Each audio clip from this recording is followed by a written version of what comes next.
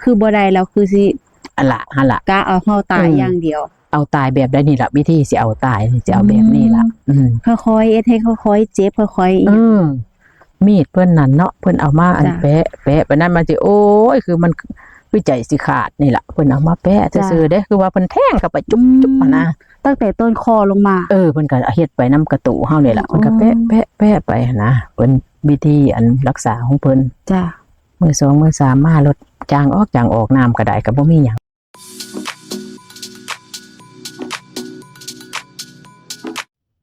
สวัสดีจ้ามื้อนี้เฮาก็อยู่กับแม่นางพิมพาชัยวงศ์นะคะสิมาเว้าเรื่องราวเกี่ยวกับขุนไสมนต์ดำนะคะเรื่องนี้เป็นเรื่องจริงที่เกิดเกี่ยวกับตัวแม่นางเองมื้อนี้แม่นางก็สิมาเว้าถ่ายทอดให้ซุมเฮาสู่หลานฟังกันนะคะมื้อนี้แม่นางคะเริ่มแรกเหตุการณ์มันเป็นจังได๋คะเริ่มแรกเนาะเราแต่เริ่มแรกว่านี่ก็อายุได้18ปีก็มีผู้บ่าวมามากบัดนี้มักกันมักก็ว่าเอากันได้หั่นล่ะก็ว่าเอาได้บัดนี้เขาเจ้าก็ให้พ่อแม่เขาเจ้ามาขอไว้มันไว้จ้าแต่สมัยก่อนมันก็เงินก็เป็นราคาเนาะมัน 2,000 แล้วก็กับทองสลึงนึงมันกันไว้บาดนี้ขอนี่สิประมาณเดือนมกราจ้าบาดนี้กุมภานี่สิแต่ง บาดนี้ก็อยู่มาก็มากันก็บ่มีเป็นหยังก็คุยกันธรรมดาบ่าวกันผู้มันเขาก็มาเล่นน้ำเล่นก็บ่เป็นหยังบ่รุ่นอายอยู่รุ่นอายหลายปีอยู่ 3-4 ปีนี่ล่ะรุ่นอายบาดนี้ก็เลยอยู่มาต่อมาบาดนี้มันก็เลยมีงานวัดบาดนี้ก็เพิ่นละจัดลำวงหนุ่มสาวเนาะจ้าบาดนี้ก็ผู้บ่าวผู้สาวก็ไปประชุมกันว่าสิเอาเฮ็ดจังไดบาดนี้ก็ลงไปพากันลงไปประชุมกันบาดนี้ก็เลย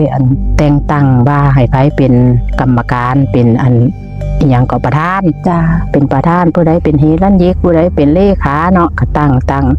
บาดนี้ละมีพระผู้นึงบาดนี้เพิ่นก็เลยจักจังใดล่ะเพิ่นก็เลยตั้งให้ว่าเอารุ่นเอื้อยนี่เป็นประธานรุ่นอันนั้นก็เป็นเฮรัญญิกเป็นหยังแต่ว่าแม่นางนี่เพิ่นอันนั้นมาอย่างเดียวว่าให้เป็นเลขาจ้าเพิ่นอยู่วัดตุ่นแล้วไปว่าจะไปนางแม่นบวชอยู่วัดนั่นล่ะอยู่โดดแล้วก็สิประมาณเที่ยวไปเที่ยวมาเพราะว่าบ้านเพิ่นก็อยู่หั่นบ้านเพิ่นก็อยู่ท่าสะอาดบาดนี้ก็อยู่มาก็ประชุมกันเนาะบาดนี้ก็ดนอยู่ได้จังสิได้เป็นงานก็สิประมาณ10 กว่ามื้อนี่ล่ะเป็นงานบาดนี้ก็เลยตั้งกลุ่มหนุ่มสาวขึ้นมาจัดลำวงบาดนี้เพิ่นก็แต่แม่นางนี่ไปคุยไปเว้าเนาะบาดนี้อยู่มาก็เพิ่นก็สิมีใจให้อยู่จ้าว่ามักแต่ว่าแม่นางนี่บ่มักแม่นางนี่บ่โอเคเลยกับยาคู่ผู้นี้หั่นนะที่แรกๆหั่นบาดนี้อยู่มาเพิ่นก็ไปคุยนั่นคุยนี่รถเกิดมีใจให้บาดนี้หั่นอยู่ซื่อๆนี่อยู่ซื่อๆก็คิดมากขึ้นบ่เป็นตาสั่งหั่นนะ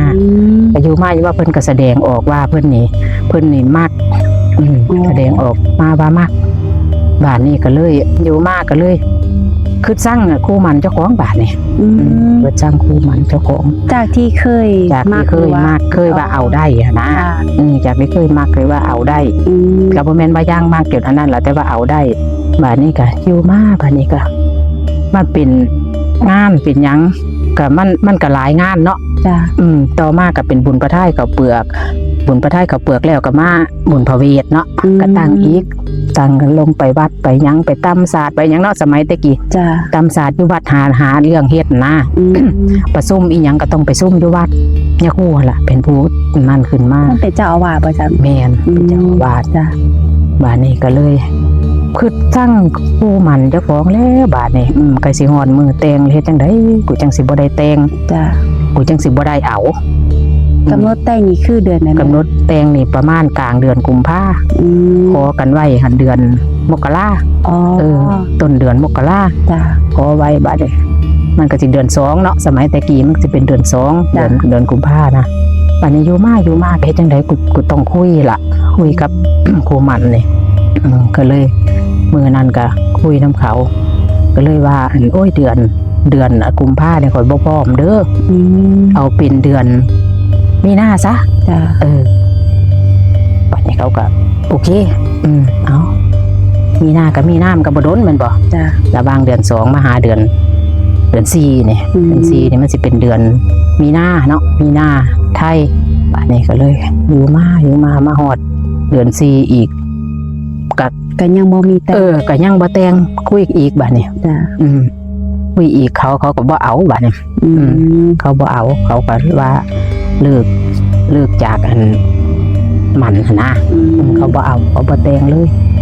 บัดนี้อยู่มาก็เที่ยวไปวัดแล้วบัดนี้ไปเพิ่นไปจักหันก็ยับเข่าแล้วบัดนี้ที่บ่เคยไปก็จากที่ไปคู่มือไปคู่มือจ้ะเพิ่นหันผู้เป็นพระเนี่ยเพิ่นก็เที่ยวมาเที่ยวมากเฮือนไปละเที่ยวมาเล่นน้ำพอน้ำเมแต่ว่ากับบ่ได้คุยกันดอกกับแม่นางหันจ้ะตอนนั้นแม่นางรู้สึกว่ายักมากหรือว่ามากแล้วตอนนี้หันตอนนั้นเที่ยวขึ้นมานี่จ้ะเพิ่นก็บอกอยู่ว่าสิขึ้นไปเล่นน้ำเด้อนี่ใจนี่ปากนี่บ้าบ่ให้มาอยู่แต่ว่าใจนี่อยากให้มาเริ่มคึกมากเริ่มยังแล้วบ้านนี้ก็มาอยู่มาโดนมากก็ออกไปหน้าได้บ้านในย่ามเฮ็ดไห้เฮ็ดหน้าก็ออกไปไถหน้าอีหยังซอยพอหายบ้านเนี่ยพอว่ามันบ่เป็นแล้วพอว่าเบิ่งอยู่นี่มันมักกัดแล้วเพิ่นเว้าหั่นเพิ่นก็เลยกีดกันหาทางไปหาหมอบาดเนี่ยหาหมอทับหมอนี่ล่ะหมอแก่หมอคุณใสนี่ว่าเป็นหยังเนาะสมัยตะกี้จุดเริ่มต้นที่จะไปหาคุณใสไปหาหมอถ้ำนี่ค่ะแม่นางมีอาการบ่ปกติแห้งแม่นบ่แม่นบ่ปกติแห้งคนก็เริ่มฮู้จักแล้วว่าคุยกันกับพระนะว่ามักกันบ้านนี้พ่อก็สิอยากอายคนตัวกับแม่เพิ่นก็เลยปรึกษากันเพิ่นก็เลยไปหาหมอทำหมอทำมาหมอทำพรเจริญนี่ก็7คนมาฮะมาก็มารักษาอยู่หันรักษา7 มื้อมานั่นอยู่หันเอาน้ำมนต์ให้กินอาบน้ำมนต์อยู่หันก็บ่ได้ดีขึ้นยังมากคือเก่าแห้งมากแห้งมากแห้งมากกว่าเก่าบ้านนี้มันจะมีคนบวชน้ำกันกับเพิ่นหั่นล่ะมันสิบ่มากจังไดว่าซั่นเผาทางนี้สวดทางเขาก็สวดคือกันสวดเขาทางนั้นเอาออกทางนั้นเอาเข้านะเพิ่นเบาหั่นผู้เพิ่นเคยบวชน้ำกันเพิ่นฮู้บาดเทนี้ก็ มา7 มื้อก็ยังบ่ดีขึ้นบ้านนี้ก็เศร้าเนาะเพิ่นก็ตั้งค่าย7 มื้อเพิ่นก็เศร้าดีบ่ดีก็เพิ่นก็เศร้าแค่นั้นนะบ้านนี้ก็อยู่มากก็ยังมักคือเก่าเที่ยวไปคือเก่าว่าตอนที่แม่นางว่ามักคือเก่าน่ะอาการหรือว่าอีหยังยังคือแบบว่าปกติคือพ่อแม่ก็สังเกตว่าแม่นางยังปกติอยู่แม่นบ่ก็บ่ปกติแล้วบ่ปกติแห้งบ่ปกติแห้งบ่ปกติแห้งไปคำมานี่สิไปจ้ะส่วนเอาหมู่แล้วก็ไปวัดนะเขาบ่อยากไปนำก็หาเงินจ้างเขาไปเป็นหมู่แต่ว่าบ่ไปจักเทื่อคนเดียวหั่นเพราะว่าเฮาก็ฮู้จักอยู่ว่าเพิ่นเป็นพระก็เฮาก็ยังมีความอันนั้นอยู่หั่นนะมีความบ่ย่านบาปย่านอีหยังอยู่จ้ะบ้านนี้ก็เที่ยวไปกลางคืนกับส่วนเขาไปกลางเว้นกับส่วนเขาไปจนบ่มีผู้ไปนำบ้านตะกี้ไปน้ำหมู่ไปตะกี้หมู่พาไปเล่นซื่อๆไปเห็นหน้าจ้ะไปเห็นหน้าก็มานะก็มานอนเพิ่นก็คือกันบ้านนี้กันเพิ่นบ่เห็นเพิ่นก็สิแม่นก็วนก็ไหว้คือกันทางนั้นก็ได้ต้องสิเฮ็ดถ้าไม่นางเข้าใจว่านี่ต้องเฮ็ดเข้ามาเรื่อยๆย่านผู้สาวนี่บ่มักฮู้จักว่าฮู้จักเพิ่นฮู้จักว่าไทเฮานี่ฮู้จักว่าเพิ่นใส่แล้วจ้ะเพิ่นก็แฮงเฮ็ดเข้ามาหั่นนะเพิ่นมักเพิ่นว่าคันแม่นว่าคันบ่ได้แม่นางคันเพิ่นสิเอาให้ตายจักโดยวิธีใดตะกี้ก็ว่ามันเว้าเล่นกันเนาะก็หัวขวัญกันอยู่ได้ยินอยู่เพิ่นเว้าหั่นจ้ะคันแม่นบ่ได้นี่สิเอาให้ตายเลยจักสิเอาโดยวิธีใดบัดนี้มาอยู่มากะมาคือเก่าแล้วแฮงเต็กบาดนี้จ้ะบ้านนี้มื้อนั่นล่ะมีเมซี่จะเพิ่นมาแต่ใสมาแต่ผู้ทั้งผู้สิงผู้งัวเพิ่นล่ะเพิ่นก็สิฮู้ในจิตในญาณเพิ่นหั่นล่ะจ้ะเพิ่นก็เลยบอกหมู่บอกเด็กน้อยหั่นนะบอกเด็กน้อยลงไปเรียนวัดเด็กน้อยไปเรียนวัดก็รุ่นน้องแม่นางนี่ล่ะจ้ะว่าให้แม่นางนี่ลงไปนอนวัดเด้อไปนอนน้ำเพิ่นยามมื้อแลงหั่นเพิ่นเห็นคือแม่นางบ่ปกติเนาะนั่นล่ะเขาสิเห็นในจิตเพิ่นน่ะเพิ่นก็จินเป็นได้ยินคนเว้าปันเพิ่นฟังพระอยู่ในหั่นล่ะเว้าปันฟัง ว่าเห็นซุมแม่นางนี่ลงไปวัดนะ อ๋อ เพิ่นก็เลยว่าถือของแล้วหั่นฮะเพิ่นก็เลยว่าอันให้ชวนหมู่ลงมานอนเด้อนอนวัดนี่ว่าซั่นก็เลยพากันลงไปนอนคืนนั้นชวนเอาหมู่คนนึงพี่น้องหั่นล่ะ รุ่นเดียวกัน ไปนอนก็นอนบ่หลับแล้วบาดนี่จังได๋ก็นอนบ่หลับคืนนั้น จ้ะไปนอนคือจำศีลนี่บ่แม่นาง ไปนอนน้ำเพิ่นน่ะล่ะเพิ่นไปนอนเบิ่งพฤติกรรมพฤติการซื่อ เพิ่นก็เอาแป้งมาให้ทาเด้ จ้ะ ทาหลายๆเพิ่นว่าหั่นแป้งออกฮ้อนออกรถแล้วบัดนี้ทาแป้งเพิ่นแล้วหั่นบ่เป็นตาอยู่มีแต่อยากมาเฮือนเพิ่นก็เลยว่าให้ท่องอิติปิโส จ้ะ ก็บ่ท่องแล้ว เพิ่นก็อันแป้งอันนั้นก็คือจังว่าบ่เย็นเด้เป็นฮ้อนออกล้นทาแล้วหั่น คือแป้งเย็นนี่บ่ แป้งเด็กแค่ อ๋อ สมัยตะกี้หั่นแป้งแค่ล่ะเพิ่นละว่าทาเพิ่นก็มาทาให้ บาดนี่อยู่บ่ได้บาดนี่สิเมื่อ มันหัวแม่นบ่ มันออกฮ้อนออกล้นมันบ่เป็นตาอยู่หั่นบาดนี้เพิ่นก็เลยให้นอนเพิ่นก็บ่นอนเด้เพิ่นก็นั่งอยู่หั่นล่ะ จ้ะ เพิ่นอาจจะไม่นั่งบ่หลับเบิดคืนมื้อเช้าส่วนหมู่มาแต่ดึกๆเพิ่นมาเฮียน อยู่วัดเดียวกันนำแม่นบ่ เพิ่นมาอยู่เพิ่นมาอยู่หั่นล่ะ จ้ะ เพิ่นฮู้จักกับตะกี้มันมีเมซี่รุ่นเดียวกันกับเพิ่นบวชอยู่วัดนั่น จ้ะ เมซี่นางชื่อเพิ่นหั่น บ้านนี้เพิ่นก็มาอยู่หั่นล่ะอยู่นํกันหั่นล่ะบ้านนี้ยามมื้อเช้ามาเพิ่นก็เลยว่าอั่นสิรักษาอยู่นี่บ่ได้ดอกเพิ่นว่าเพราะว่ามันใกล้ จ้ะ ใกล้กับพระนี่บ้านนี้เพิ่นก็เลยว่าอันนัดกันว่าให้ไปพ่อกันอยู่บ้านอันอิหยัง บ้านทางใด พรเจริญไปนัดขึ้นรถอยู่หั่น จ้ะ ขึ้นรถแล้วก็สิไปอันผู้สิงห์ผู้งัวพุ่นนะเพิ่นวัดเพิ่นอยู่ จ้ะ ไปรักษาอยู่พุ่นไปรักษาอยู่พุ่นเพิ่นว่ามันเป็นนักแล้วเพิ่นว่าบ้านนี้เพิ่นก็เลย ไปถาเพิ่นอยู่หันก็บ่มาจ้าเทื่อจนเที่ยง จ้ะ บาดนี้เพิ่นหลายคนไปบอกบาดนี้เขาเจ้าอันเพิ่นก็สิจังใดล่ะบอกเมซี่นาง จ้ะ ไว้ว่าบ่ให้ไปเพิ่นก็สิมีจังใดหั่นล่ะก็สิจังใดกันอยู่หั่นล่ะคัดผลประโยชน์กันหรือว่าจังใดล่ะหรือเพิ่นฮู้จักว่ามันไสยศาสตร์เนาะ จ้ะเฮาก็พยายามไปแก้แต่ว่าก็คล้ายๆกับว่าเพิ่นก็สิแบบว่าฮู้จักรู้เฮาแล้วว่า ผู้นั้นสิเก่งกว่าผู้พันยาคู่นี่สิเก่งกว่าเพิ่นก็เลยถอยอ่ะนะ จ้ะ อันซาไม่นางคืดเด้ จ้ะ บ้านนี้ไปเพิ่นหลายคนไปบอกบ้านนี้ขี่รถใหญ่แล้วเขาก็ใหญ่ใบตะกี้มีรถก็บ่หลายคนดอกอยู่บ้านหั่นเพิ่นก็เลยเขาก็เลยให้เขาเจ้าขับรถไปบอกว่าบ่ต้องไปแล้วหั่นนะเหตุผลหยังบ่ฮู้ก็เลยกลับมา จ้ะ กลับมาอันขี่รถพญาใบแล้วมา จ้ะ ตะกี้หันก็ขี่รถบัสเนาะขี่รถบัสไปลงหันไปนัดกันอยู่หัน จ้ะ บ้านนี้ก็มาหอนเฮียนก็แม่งมากันคือเก่าก็เที่ยวหากันก็คันแม่นว่าก็เป็นโยมเป็นอีหยังคือกันนี่ จ้ะ ย่านไปน้ำเขาแล้ว หลังจากนั้นก็คือกลับมาใช้ชีวิตแบบปกติบ่แม่น ปกติแต่ว่าก็มักกันคือเก่าก็มักครัวเก่า จ้ะ มัก แห่ง ขึ้น มาก กว่า หลาย เก่าก ว่าเก่า บ้านนี้ก็อยู่มาก็พ่อแม่เพิ่นก็ว่าไปอันสิพาไปอันเล่นน้ำปูพาย จ้ะ บ่อยากไปบ่ไปบ่ไป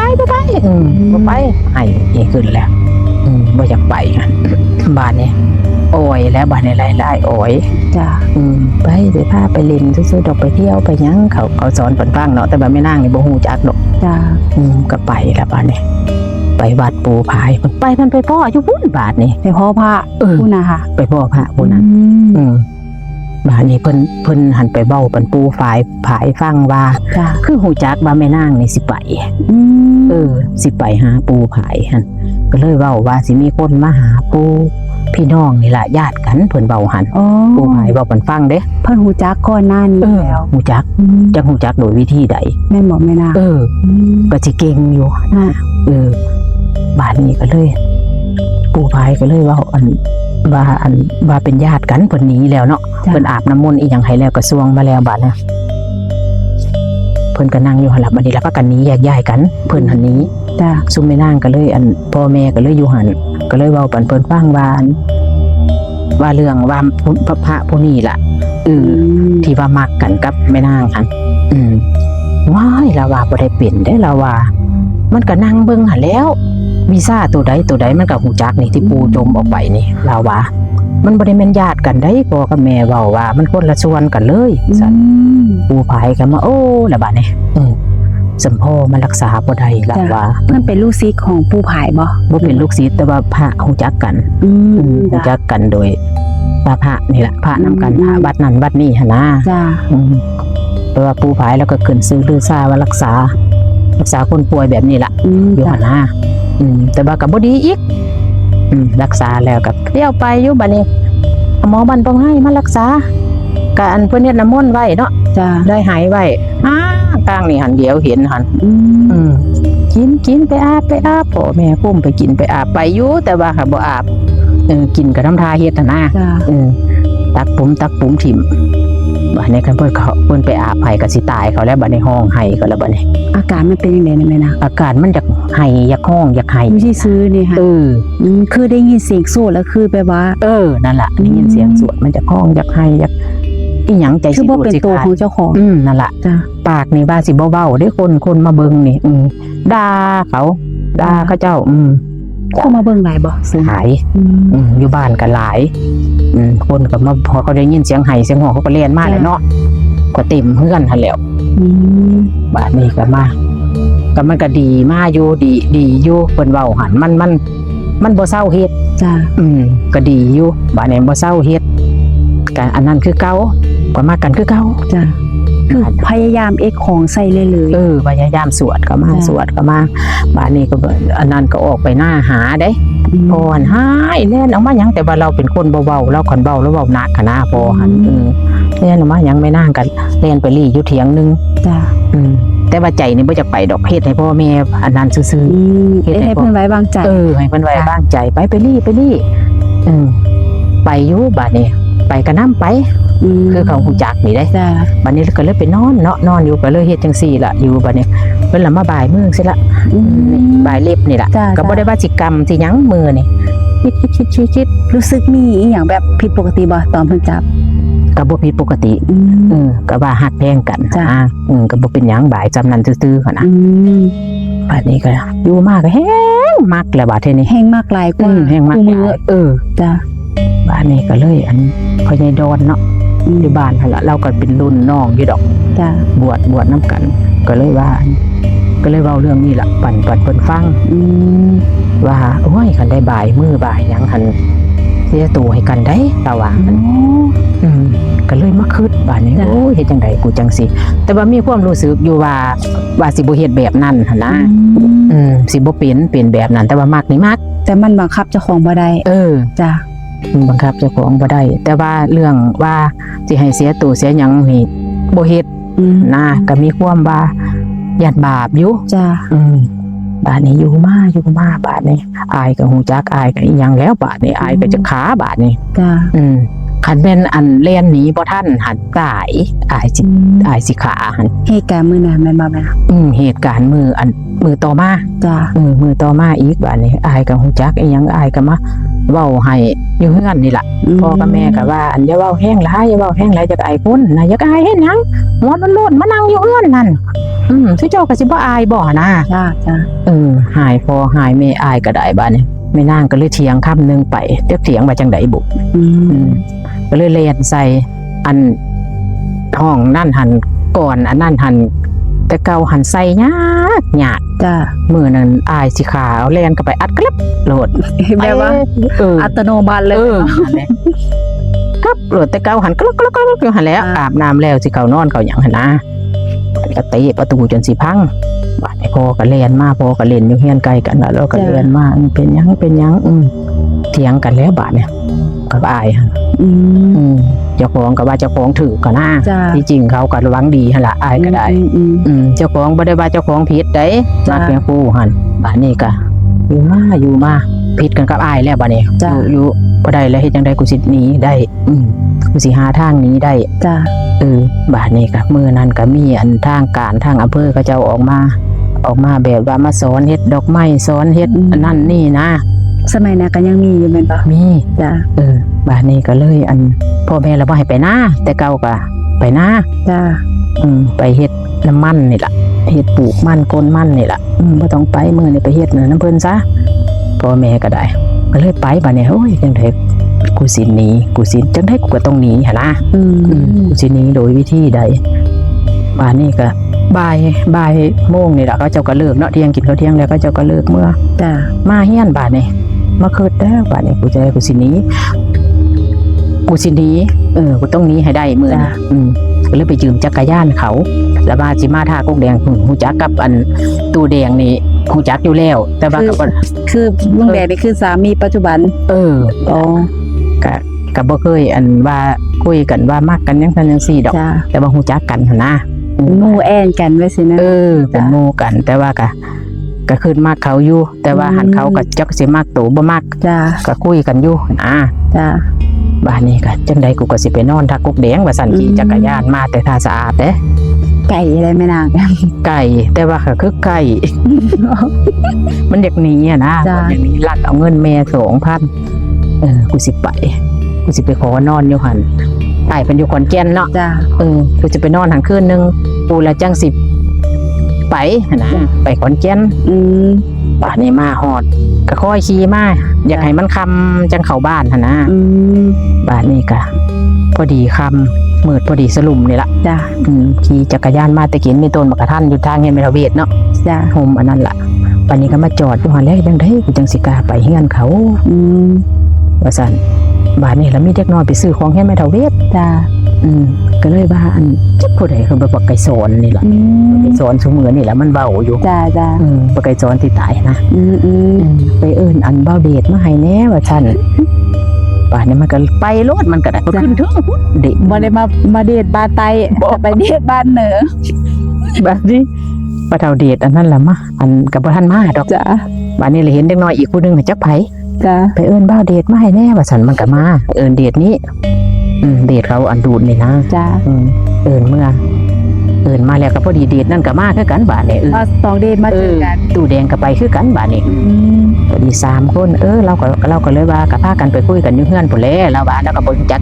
เหตุการณ์หยังดอก จ้ะ เราก็ได้ก็เลยไปตู้แดงก็ว่าเมื่อเฮียนว่าซั่นบ้านนี้เมื่อบ้านนี้เจ้ามาแนวใดว่าซั่นเราว่าโอ้ยข่อยสิมาขอนอนนี่คืนนึงข่อยก็สิไปหาอ้ายข่อยอยู่อันขอนแก่นว่าห้วยบ่ให้ไปเด้เราก็เลยว่าจังซี่ล่ะไปขึ้นไปเมื่อเฮียนว่าซั่นก็มาเราก็สิคิดมักอันแม่นางอยู่ดอก จ้ะ มักก็บ่มีเงินแต่งหั่นนะเล่าแต่ว่าคันไปนำมานํแล้วสิเอาอยู่ บ้านนี้ก็เลยเราก็เลยเว้าว่าจะมาน้ำข่อยบ่ว่าซั่นเอาว่า จ้ะ ว่าซั่นก็ไปเมื่อว่าซั่นมาเฮียนบ้านนี้มาฮอดเฮียนพ่อกับแม่ก็ออกมาเนาะปู่กับย่าก็ออกมา เราก็เลยถามว่า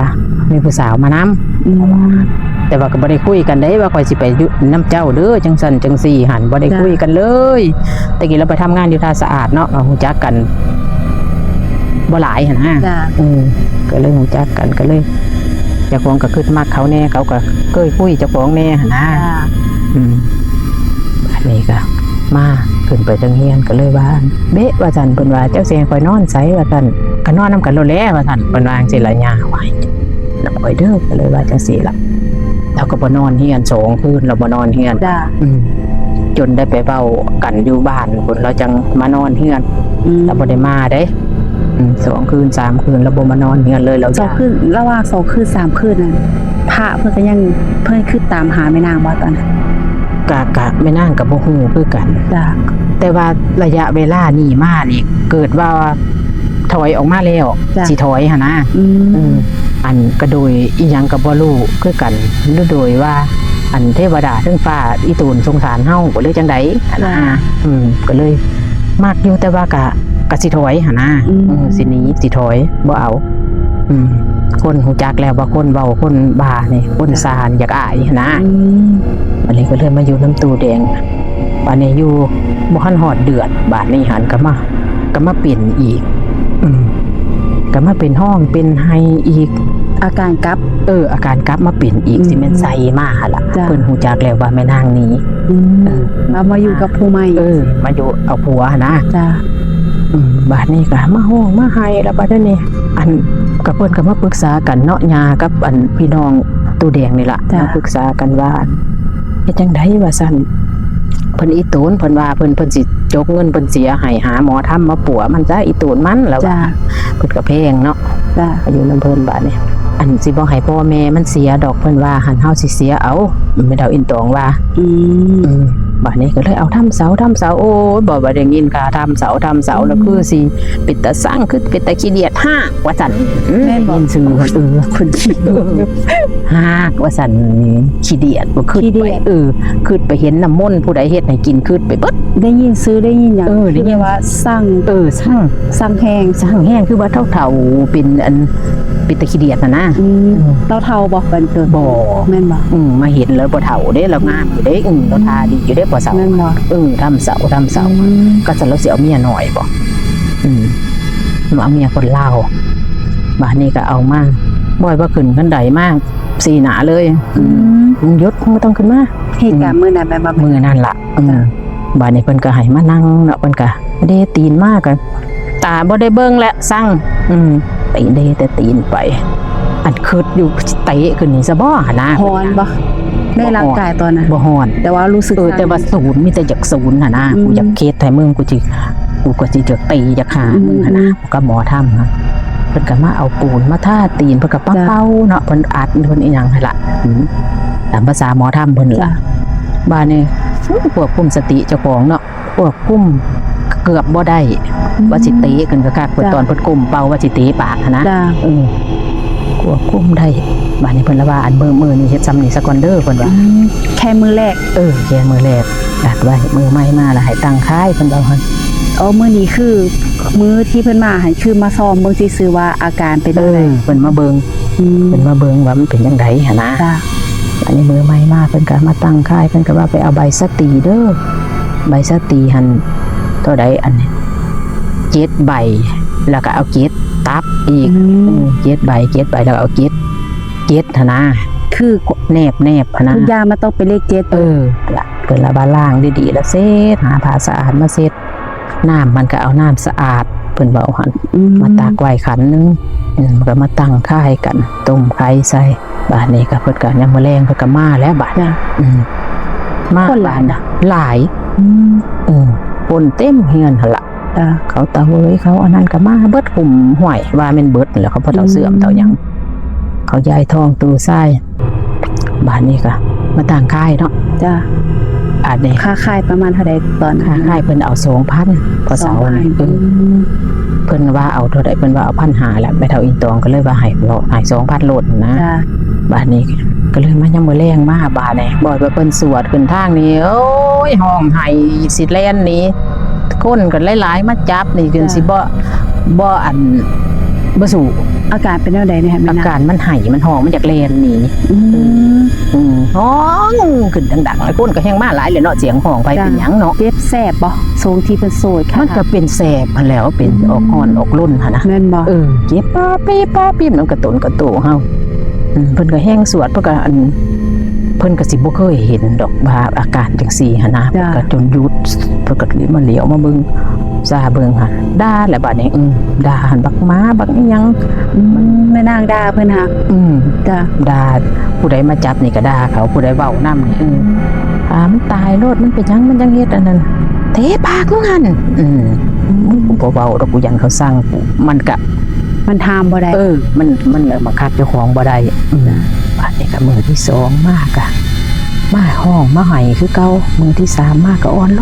ลงบาดนี้บาดที่มือที่4มาเพิ่นก็สวดปกติบาดนี้จะใจก็สบายบาดนี้ก็มาสวดบาดนี้ก็3มื้อเพิ่นก็มาโป่งค่ายเพิ่นก็มาอันลูดเนาะเพิ่นก็เอาใบแก้ไปนำกระโตแค่นำขา เจ็บบ่ต่อเพิ่นหูแม่นาง เก็บ คือแม่แนวอยู่ในคือมีเข็มบ่หรือว่า นั่นล่ะคือเอาเข็มมาอัน จิ๊บไปน้ำผิวหนังให้หน้าลูกคนเฮานี่นะ จ้ะ ก็แก้ ให้คนในบ้านหรือว่าคนหูดคนเพิ่นเป็นคนเอ็ดเองทั้งเบิด บ่คนในบ้านแหละไผสิฮู้ก็ฮู้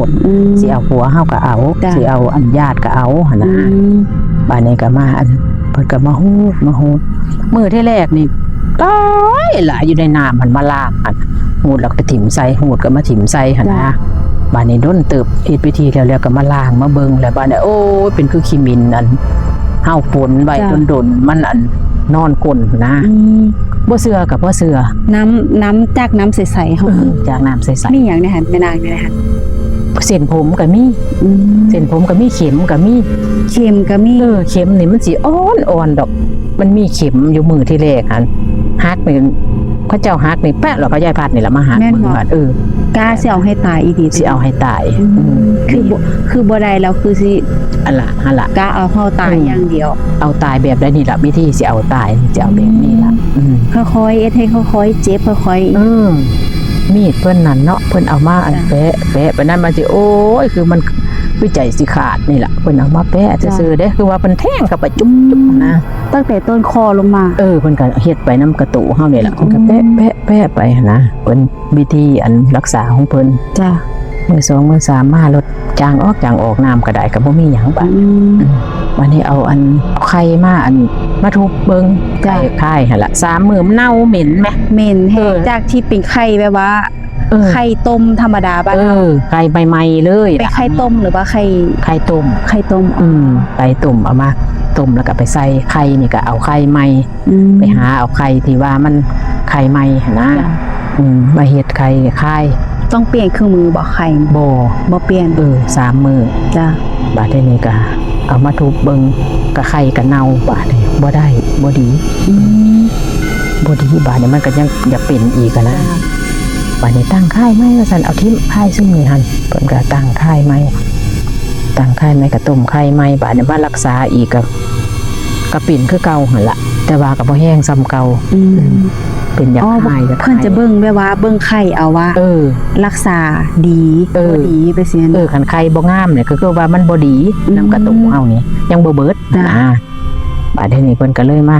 ตั้งค่ายใหม่พอเฒ่าบัวลาเราเป็นผู้สูตรขวัญให้คนเนาะแล้วว่าโอ้ยกระสมมันเป็นหั่นแล้วแล้วว่าแล้วก็แห่งว่าเฮาสิตายพุ่นแล้วว่าแม่นางสิตายบ่ยังดอกแล้วว่าแล้วเบิ่งไข่นะมันดำแห้ง มันดำคือไข่เน่าไข่อันเขาขายอยู่ตลาดเน่าเหม็นๆนะ แม่นบ่ไข่จังหังแบบว่าโอ้ที่มันเป็นไข่แบบจังหังแบบเหม็นๆเน่าๆนั่นล่ะเป็นบ่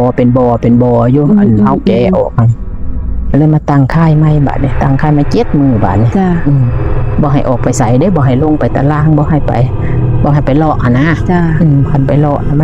มันสิเป็นก็เทื่อแรกคันมันสิเป็นมันก็ลงไปนี่ล่ะจ้ะจักไปมันมีบักพร้าวอยู่หั่นลงไปเก็บบักพร้าวอยากกินบักพร้าวตู้แดงไปต้อยบักพร้าวให้ก็เลยลงไปเก็บบักพร้าวเพิ่นบ่ให้หนีเพิ่นบ่ให้หนีจากอันค่ายเพิ่นให้อันนอนอยู่หั่นนั่งอยู่หั่นจ้ะกินข้าวกับตู้แดงเขาเฮ็ดเข้าไปให้กินต้องมีคนเฝ้าอยู่นำตลอดเวลาแม่นมีแต่ผัวหั่นล่ะปู่ย่าหั่นล่ะเพิ่นก็ดีจ้ะเพิ่นเฝ้าเพิ่นอันแพงอยู่ใครเนี่ยแต่เพิ่นแพงหั่นล่ะเฮือนยังเป็นเฮือนสมัยตะกี้ได้ยังสมัยตะกี้แล้วนี่ล่ะมันอันนั้นเทื่อแรกนี่อันบ่าวกะแล่มนี่แหละมาจักแมงอีหยังบินเขาเพิ่นเว้าอยู่เขาฮู้หั่นล่ะจ้ะบัดนี้ก็อีจังได๋บ่เมื่อบ่หรือจังได๋บุนี่กำลังรักษาอยู่หั่นโอ้ออกจากผู้นั้นไปตำผู้นั้นเนาะว่าสิล่ะบัดนี้ก็ไปอันเอาฟืนน้ำตู้แดงนี่อยู่ไห้ย่างนี่อยู่อันสวนอันยายลีเนี่ยจ้ะอันรักษาเทื่อแรกรักษาเทื่อแรกมันไปเอาฟืนตู้แดงแล้วว่าตาเจ้าคือเป็นตาย่านแท้เราบอกไม่นางแล้วว่าตาแม่นางหันขวางแดงคือสื่อขวางเริ่มสติเริ่มอยากเป็นอีกนะแห้งแห้งกว่าเก่าเลยนี่ไปเมื่อแล้วว่าก็มาแย่งแบนเบิ่งกับเมียนอีหลีแย่งแบนเบิ่งตาเจ้าของเป็นซื้อบัตรฉีดแล้วขวางนะเจ้าของก็ยังญาติเจ้าของเอาเป็นอีหยังเนาะเห็นคนยางนำทางจนว่าโอ้กูสิบ่ดีจักเทื่อบ่มันบ่ได้ลงไปใส่มันก็เลยมาแต่งค่ายอีกกับบัดนี้ก็มาดีก็มาเจ้าซุมื้อนี่แหละดีบัดนี้ก็มาเป็นลูกเผาลูกเลี้ยงเพิ่น ไปงานศพงานหยังเพิ่นก็บ่ให้กิน ถ้าผู้ใดยันรักษาน้ำเพิ่นนี่คือต้องได้เข้าเป็นลูกเลี้ยงเพิ่น แม่น บ่ เป็นลูกเลี้ยงถ้าเฮารักษาได้เฮาก็บ่เข้าก็ได้ อืม รักษาแบบใดบ่สมมุติว่าบ่ให้หลอดเพียกผ้าเนาะ จ้ะ หลอดอันผ้าเฮาตากไว้เป็นเสือกเป็นหยังตากข้าวผ้านะ จ้า บ่ให้รอดแล้วก็ไปงานศพนี่ก็บ่ให้กิน บ่ให้กินเฮิรนในเฮิรนยา ให้กินอยู่แต่ว่าให้ออกไปกินอยู่อันนอก นอก เขต ข้างนอก นอกเขต จ้า ย่ามบุญย่ามอันเข้าพรรษาออกพรรษาปีใหม่อิหยังก็ไปอาบน้ำมนต์เพิ่นก็ได้ไปอยู่ซุมื้อนี่แหละจน จนหอกคู่มือนี่ นอนซุมื้อนี่แหละ แล้วอันแม่นอาการที่แม่นางที่เป็นนี่ตอนนี้มีบ่หรือว่าบ่มี บ่มีหยังแต่ว่าสร้างอันเดียวนี้หั่น เพิ่นยังมีชีวิตอยู่แม่นบ่ ว่าบ่แม่นตายก็บ่ แม่นบ่ แต่แม่นางอันอายุ18 19ปีนี่เพิ่นก็30กว่าแล้วเนาะเดี๋ยวนี้แม่นาง60เพิ่นก็สิเท่าไหร่เอ้า โอ้ 6 7 8ตัวเก่าตาย 90 ตายแล้วล่ะ จ้ะ แต่ว่าเมื่อก็บ่ได้ถามเลย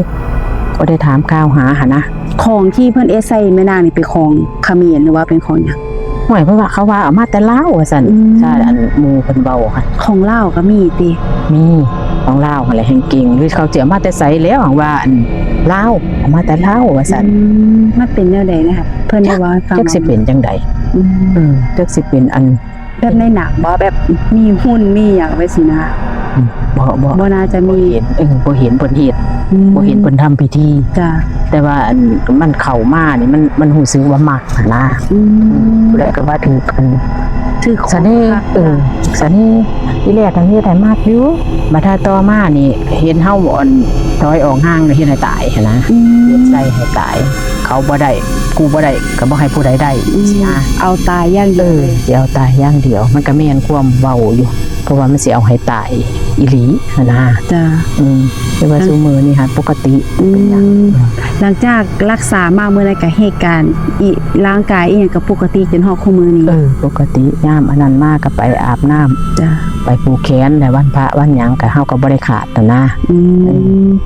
ก็เลยได้เฮ็ดมาเท่าซุมื้อนี่แหละเรื่องมันน่ะ หรือมันจบเพลงแค่นี้ ก็เลยเป็นก่อนสิจบรายการเมื่อนี้ก็คือแม่นางมีอีหยังฝากถึงคนที่อยู่รุ่นหลังที่ว่าซื้อบ่ซื้อแน่ไปสินะเรื่องนี้แม่นางรู้สึกว่ามันเป็นเรื่องจริง มันเป็นเรื่องจริง แต่ว่าคนรุ่นใหม่นี่คือซุ่มหนูไว้สิแม่นบ่ซื้อแน่บ่ซื้อแน่ไป นั่ สิ นล่ะ นะ นั่นล่ะ แม่นางอยากให้คำแนะนำหรือปรึกษาหรือว่าจังได๋ คำแนะนำปรึกษาบ่คำแนะนำนี่คือว่าอันรุ่นใหม่นี่ก็สิบ่เชื่อดอก แต่ว่าผู้ใดบ่ถือกับตัวเจ้าของก็สิบ่เชื่อ จ้ะ แต่ว่าแม่นางนี่ถือกับตัวเจ้าของก็เชื่อ หันนะเสื้ออีหลี จ้ะ เรื่องนี้หันมันเป็นเหตุเกิดกับตัวเจ้าของ จ้ะ บ่เสื้อมันก็น่าเสื้อหันนะ เรื่องนี้บ่เกิดขึ้นกับเจ้าของ แม่นบ่มีผู้ฮู้จัก แม่น อันคนก็ตนว่าเอ้ยบักแดงมันได้เมียผีบ้าเนาะอันห้องมันให้มันเป็นบ้า จ้ะ ตู้แดงแล้วยังเครียดแต่ซุมื้อนี่พอเฒ่าจานนี่พอเฒ่าจานเว้าให้เรามาได้เมียผีบ้าเว้าเบิดละคนเว้าหลายอยู่ คนว่าหลายว่าเฮาเอ็ดเอาเฮ็ดหยังแต่ นั่นล่ะ แต่เฮาบ่ได้เอ็ดเอา บ่ ไปนางแล้วมั ผู้ น ใด เป็ สิ น อยาก ความ เห็น แม่นมันร่างกายมันบังคับบ่ได้อีหลี แม่น ตัวนี้ มัน เนาะ บังคับบ่ได้ แม่น แล้วก็บ่ถือกระไปก็บ่อันนั้น แม่น แต่กินไม่นางก็กันเห็นเขาเปลี่ยนเนี่ยโอ๊ยเฮ็ดเอาหนนะ จ้ะ บาดได้นี่เสื้อแล้ว เขามาเจอกับเจ้าของ เจอกับเจ้าของ รู้สึกว่าซื้อ 100%แล้ว 100% 1,000% เลยเรื่องนี้หั่น จ้ะ มีอีหลี อืม สมัยตะกี้ได้แต่ว่าเดี๋ยวนี้ก็บ่ฮู้คือกันเดี๋ยวนี้ ก็ ก็ สิมีคือกันเนาะ ก็สิมีก็มันก็สิบ่มันก็สิมีหน่อย จ้ะ ซุมื้อนี่ซุมื้อเด็กน้อยมันเก่าสมัยใหม่เนาะ จ้ะ ตะกี้พันสมัยโบราณเดี๋ยวเพิ่นมักก็อยากเอาหนนะอยากเอากันซุมื้อเขาบ่ได้แค่ จ้ะ บ่ได้แค่ผู้ชาย ก็ที่จบรายการในมื้อนี้ก็ขอขอบคุณท่านผู้ชมหลายๆที่รับฟังแม่นางแล้วก็เว้าเรื่องราวเกี่ยวกับคุณใส่มนต์ดำตัวนี้นะคะมื้อนี้ก็ฝากกดติดตามกดไลค์กดแชร์2เมลิมีนะคะมื้อนี้ก็ขอบคุณแม่นางหลายๆจ้าสวัสดีจ้าขอบคุณค่ะ